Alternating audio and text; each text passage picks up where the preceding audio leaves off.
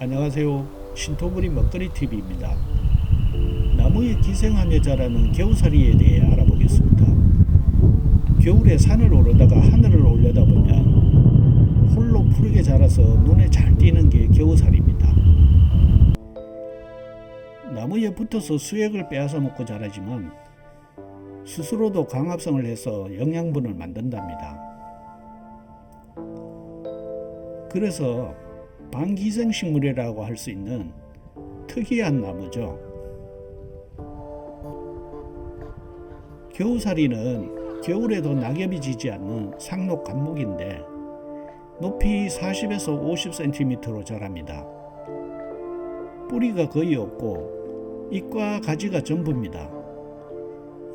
잎은 긴 타원형이고 마주나는데 약간 흰빛을 띠는 게 특징입니다.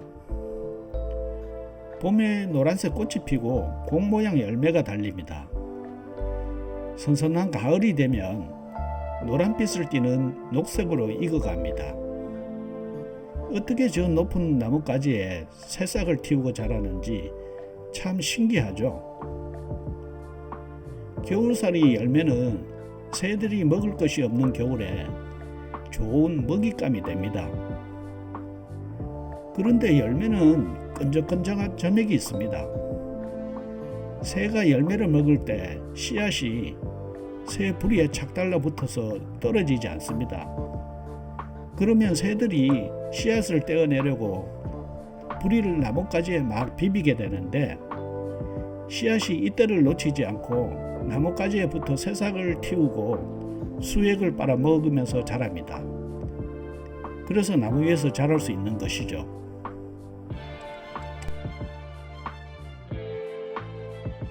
겨우살이 씨앗이 나무에 붙어서 새싹을 틔운 모습입니다. 처음에는 이렇게 작은 잎이 10여 년 정도 자라면 까치 같은 새가 나무 위에 집을 지어 놓은 것 같이 아주 커서 눈에 잘 띕니다. 그런데 나무는 혹불이 난 것처럼 많이 부풀어 오르고 심하게 몸살을 앓습니다. 그래서 겨우살이가 자라는 나무는 제 명대로 다 살지 못하고 죽는다고 합니다. 겨우살이는 해발 700-800m 이상 높은 산에서 자라는 고산식물입니다. 그래서 높은 산을 오르지 않으면 구경조차 할 수 없는 귀한 약재입니다. 겨우살이 종류는 전 세계에 1,500여 종이 있다고 합니다.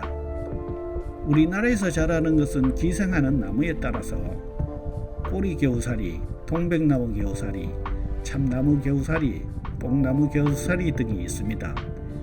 이 중에서 뽕나무에서 자란 것이 가장 약성이 좋다고 합니다.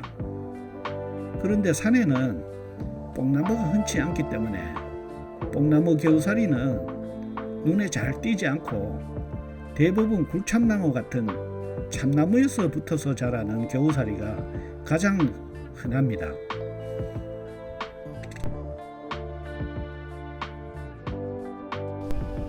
그럼 효능은 어떤 게 있는지 살펴보겠습니다.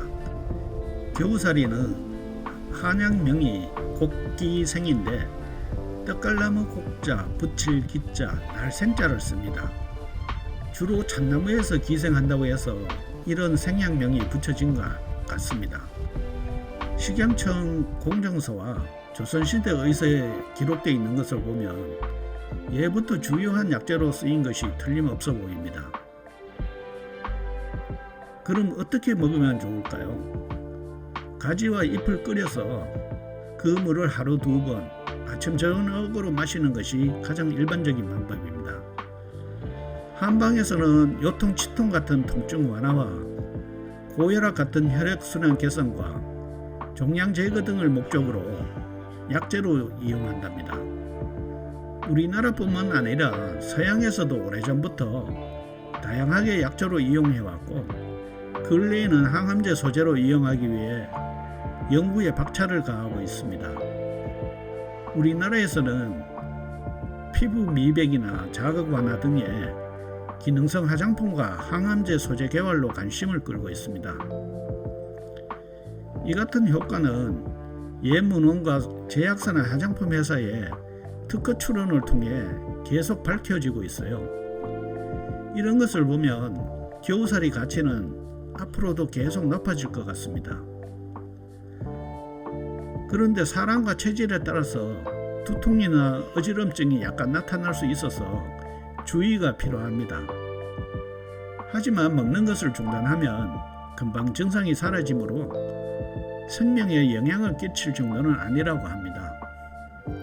아무튼 안전하게 이용하는 게 좋겠죠. 지금까지 영상이 도움이 되었다면 좋아요, 구독 부탁드립니다. 감사합니다.